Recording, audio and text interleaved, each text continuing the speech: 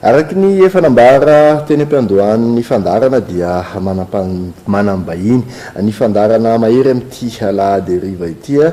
tsy izay izany fa ataoko aviako ny filohan'ny federasion malagasy ny taranja volet andriamanantena tahina ataoko kavanako kosa tsisy vina amin'ny mpanaraka ny tontolon'ny fanatanjahantena intsony dia ny filohan'ny federasion malagasy ny taranja atletisme andriamahazo Norilalao. Araka izany dia iresaka makasika ny reto taranja roa reto isika indrindra ho amin'ny fanomanana ny lalaonosy izay atao any Maurice Falmera Bahanareo Menada tonga eto amin'ny plateau ngamba ny atao anaja vehivavy tsika président ny atletisme no resantsika voalohany atao hoe herinandro vitsivitsy satria ny 7 ny volana Jolay no anomboka ny lalaonosy any Maurice andehan'ny 10 ny atletisme dia anisan'ny hoe mitondra médaille betsaka indrindra foana ho amin'ny malagasy amin'ny lalaonosy manahoana ny fanomanana Ramatofilo. Ny fanomanana dia efa atotosaina zany zay nisy le regroupement natao fanjakana fa izahay mbola manohy foana hatramin'izao satria tsy afaka ajanona tsony ny entraînement ny ankizy satria raha vao tapaka io dia miaina indray performance manomboka amin'ny herinandro ambony zao ny championnat de Madagascar ny sur piste zay hototosainao amin'ny stade municipal n'Alarbi dia eo zany no ahitana farany ny sélection finale amin'io Jeux des îles de l'Océan Indien io. Mariana fa efa hita hatrany moa izy ny matanjaka indrindra fa ankizy efa eo amin'ny 50 eo no efa sélectionné dia hitantsika eo amin'ny championnat de Madagascar satria eo no tsy maintsy sélection finale. Ya miresaka ianao amin'izay hoe fampifondronana ny ankizy zay raha niresaka mandeha amin'izao fotoan'izao dia tsy manao ambany zavatra n'izany fanomanana izany ireo nosy rahavavy raha tsy resaka ankoatra ny Maurice dia hoe amin'iny fetomboan'ny herinandro ambony iny dia isy ny atao hoe fanomanana ny la Frantsa ho an'ny ekipa pirenena mauriciana misy ny fampifondronana ataon'ny ministera inona kosa no andraikitra manokana ho raisin'ny federasion mba hitazomana an'izay anaram-boninahitra ao malagasy zay.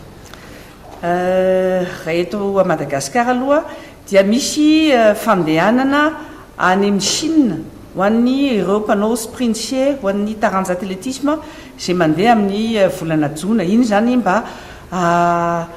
fanampian'ny république sinoa Madagascar dia matanjaka indrindra mandeha any Chine iny zany regroupement ny sprintier. Ny akoatr'izay zay mbola misy ankizy betsaka mbola tavela eto mitohy foana ny fikarakarana azy raha tokony izy misy regroupement hototosain'ny fanjakana zay manomboka amin'ny voalohan'ny volana jona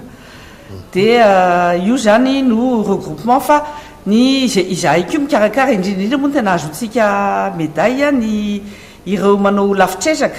dia isy regroupement manokana koa karakarainay eo amin'ny zareo andehany amin'ny tanàna avo mety mandeha makany Antsirabe na manjaka tompo fa tsy maintsy atao zay no nahazona médaille betsaka tamin'ny Jeux des îles taloha mitondra anazy nanao camp d'entraînement tamin'ny toerana avo. Raha iverenana tokoa Ramatofilo firy no isan'ny médaille volamena azon'ny atletisme tamin'ny andehan'ny fasivina atao tany lareny. 12 dia ny Madagascar no tanany laharana voalohany teo amin'ny taranja atletisme. Fa tiako mariana 12 ny médaille volamena satria 530 ny isan'ny atleta nandeha talohan'izay 70 ny atleta 20 ny médaille dia talohan'izay koa 50 no nandeha dia 420 ny médaille izany hoe rehefa betsaka ny ankizy ny atleta mandeha no azahoana mety eo amin'izay indrindra inona ary fampanantenana ataon'ny federasion na raha ohatra manao ezaka ministera mpiakatra nisan'ny atleta ho an'ny taranja atletisme mety mbola ho voatazitsika ve zay laharana voalohany zay.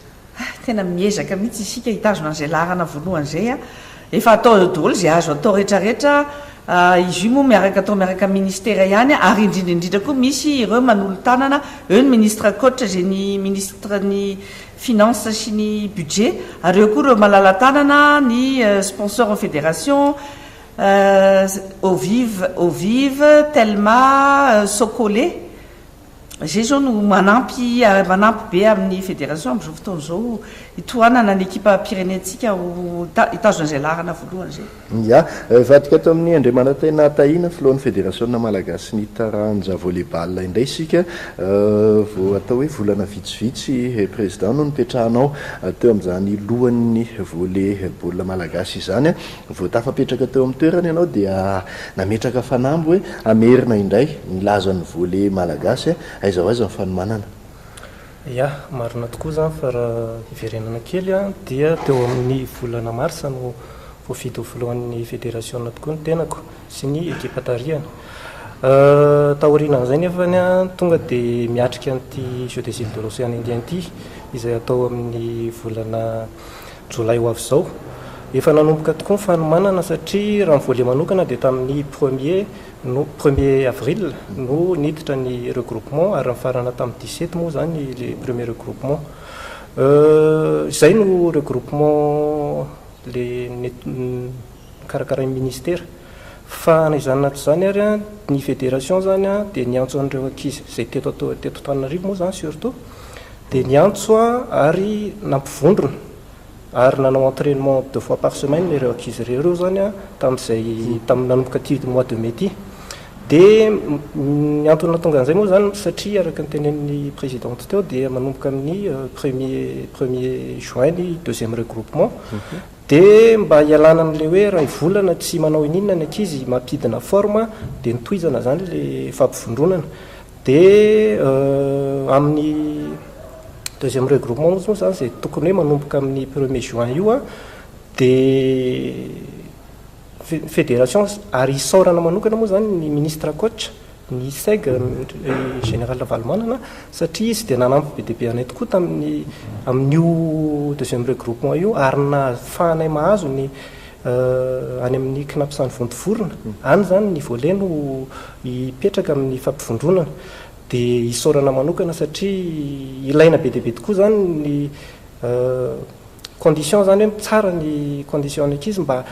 hiandrandrana vokatra tsara amin'ny Jeux des îles. Ya miresaka vokatra tsara no andea matofoloha raha iverenantsika ny vokatra nandritran'ny indian'ny fasivy dia larana fahadimy ny lehilahy malagasy anisany hoe vokatra ratsy indriny zany raha amin'ny tontolon'ny volley malagasy tao anatin'izay andian'ny folony Jeux des îles izay ny vehivavy kosa larana faharoa medaly volafotsy mety anahoana ny amin'ity andian'ny fahafolo ty. Ny tanjona moa zany dia anatsara foana ny ary ny objectif dia hoe mety tsara indrindra no tanjona na izany nato zany ary nefany misy ny adversaire izay matanjaka raha tsy teny fotsiny afa-tsy la réunion tsika satria zareo dia manafatra ireo olona avy any amin'ny métropole manao Jeux des îles vehivavy tsika médaille d'argent tamin'ny Jeux des îles farany teo ezahana farafaratsiny no médaille d'argent mikajikajy moa zany manao finale amin'ny la réunion tsika raha ohatra ka mety ny tantana dia any zany eo baolina boribory engany mba ho médaille d'or tsika eo ny any amin'ny lehilahy kosany araka ny lazainao zay hoe fahadimy tsika tany ezahana amin'ity Jeux des îles manaraka ity zany mba ho tsara an'izay médaille foana zany aloha ny tanjona na ny lahy na ny vavy ny lokon'le médaille no mbola nandritran'ny lalao any nosy andian'ny fahenina natao tany Maurice farany ny taona 3 dia ny lalao nanao famaranana tamin'ny Maurice ny ekipa pirenena lehilahy malagasy resy teo amin'ny famaranana anisan'ny hoe tombony hoan'ireo maorisiana izay fanohanan'ny mpijery zay satria ny volley dia anisan'ny taranja manandanja any amin'ity nosy rahavavy ity manahoana ny fanomanana ratsaina ireo ankizy tamin'ity fampivondronana ity ve mbola ao ireo atao hoe goakantitra ny fomba fiteny zay manana ny traikefa efa niditra amin'le politika na relève tsika. Oui, marina tokoa zany politique manana amin'ny hoe politique ny relève ny fédération na izany nato zany ary nefany relève zany mila fotoana fa tsy hoe ao anatin'ny efa-bolana ianao dia nana relève dia eo zany no mixena le nafangaro zany leo tanora izay hita sy ny andrandraina hoe anana ny hoaviny amin'le taranja volleyball maromaro amin'izy ireo nefa nilalao tany amin'ireny CGSOI ho an'ny tanora zany dia eo koa nefa nireo azo lazaina hoe tsy hoe gaikantitra fa reo mba efa nazoazo taona betraka efa nisy ny esorina tamin'izy ireo zay hoe figuran'ny équipe nationale hatramin'izay ohatra rerika zany zao dia efa tsy tao anatin'ny fampifondronana ntsony ery malaky mbola manana ny maizy azy ireo olona ny lazaiko ohatra fotsiny ireo fa naizana tsy zany efa nampidirina zany ireo zandry kely zay eritreretina hoe avita amin'ny jeu de Sile sy ny hoan'ny taona manaraka. Todihako atao amin'ny ramatoa filohan'ny fédération ny athlétisme zay atao hoe politique-na relève zay manahoana kosa ny sokajy taona atsika hiatrika an'ity lalao sy ity efa misy vero tanora vao misondrotra mety tondra sy ikika amin'izay médaille volamena izay. Afaka lazaintsika hoe valopolo isanjato ny ankizy hiatrika ny jeu des îles zao efa relève daholo ankizy atleta ny ankabeazany niofina atao en sport étude efa telo taona zay ny ankabeazany ny ankizy amin'izao fotoana zao ao koa no efa manana ny traikefany ary efa nahazo médaille d'or tamin'ny jeu des îles farany teo mbola matanjaka ihany izy hatramin'izao ao i mampisaotsy zao no tompon-daka eo amin'ny lafitrezaka 5000 10 000 semi-marathon ao koa Damien zay nitondra 3 médailles d'or tamin'ny jeu des îles farany teo nanao meeting de la réunion izy zao farany teo mbola nandresy teo amin'ny 100 mètres nefa izy hatramin'izay 400 800 fa zay zany le hoe mahatonga ny mba hiady hoe mba ampitombona satria raha tokony io zany atleta reny ndray mitondra médaille anankitelo nefa ny calendrier ny compétition efa namboarin'ny mauriciana mapety azy vao kendakenda ihany ny ekipa malagasy izany hoe le fantany efa hita zany tamin'ny farany hoe inona no ataon'ny atleta malagasy dia efa nataon'ny fanakeky be le compétition dia tsy maintsy misy olona maro afaka manao an'le ho anareo menada atao hoe lara-pameana ho amin'ny fédération na tranony fiatrehana fifanana raisam-pirenena tahaka izao aiza ho aiza ny fahitanareo hoe ny fiara-miasa ny fanjakana amina fiatrehana fifanana goavana tahaka izao zay hoe hitondrana ny loko-pirenena. Isaorana manokana moa zany aloha ny ministère satria raha ny hita hatramin'izay dia le fampifondronana teo no isan'ny hoe fampifondronana tsara satria zay zany vombana hoe nahazo hôtel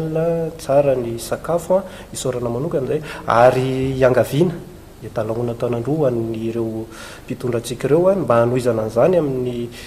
ty regroupement manaraka ity tsy ho lasa danja amin'ireny ny regroupement deuxième regroupement satria miankina amin'ny fanomanana ny vokatra azo tsisy mihitsy ny magie hoe ratsy ny fanomanana dia ho tsara ny vokatra ao fa miankina amin'ny fanomanana ny vokatra azo ka engany mba hitoy reny fampifondronana ohatran'ireny satria araka ny tenao teo vonina pirenena no arovana any tsy miankina amin'izay zany tsy nitsangana menatra ny tsika malagasy rehefa hifaninana amin'ireo vahiny ireo. Miombokevitra amin'ny président ny volet zay mihitsy eo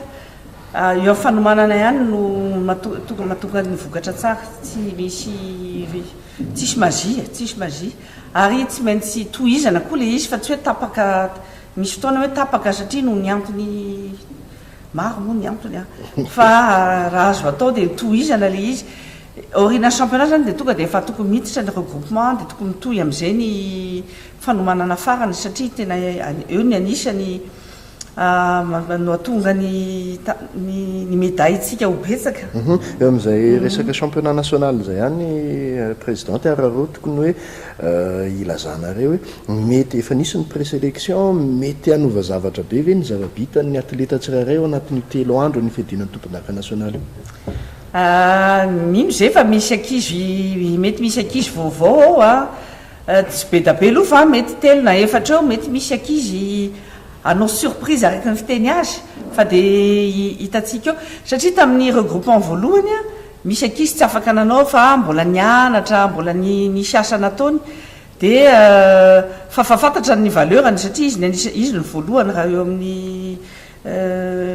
jerena ny rang eo amin'ny taranjataony mino aho fa rehefa tonga ny championnat confirme an'izay toerany voalohany zay izy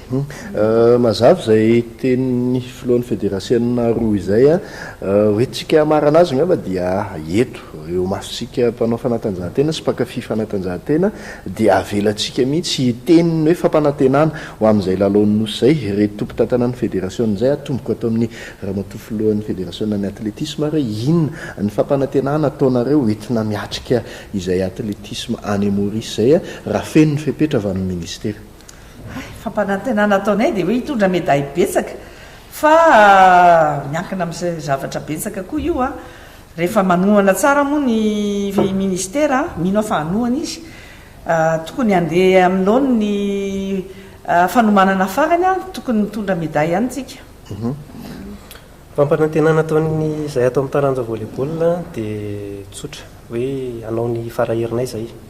tsy tsangamenatra ny sika malagasy a fa hiaro vorona pirenena ny ankizy rehetrarehetra ary iady mafy baolina moa boribory a tsy tsika tsy malala ny vokatra farany a fa miady mafy ny volley a ary ampanantena médaille ya dia akasitratsika ramatoa Andriamahazo Norilalao filohan'ny fédérationna malagasy ny taranja atletisme sy Andriamanantena Tahina filohan'ny fédérationna malagasy ny taranja volley ny vahiny teto amin'ny fandarana mahery tamin'ity alahady hariva ty amin'ny herin'ny orotaka izao dia aezaka indray isika hitondra filohana fédérationna hafa ahafahana miresaka izay fanomanana ny lalao nosy zay ambety tenin'ny atleta malagasy ny fahavitriana andeha hiatrika izany fifaninanana izany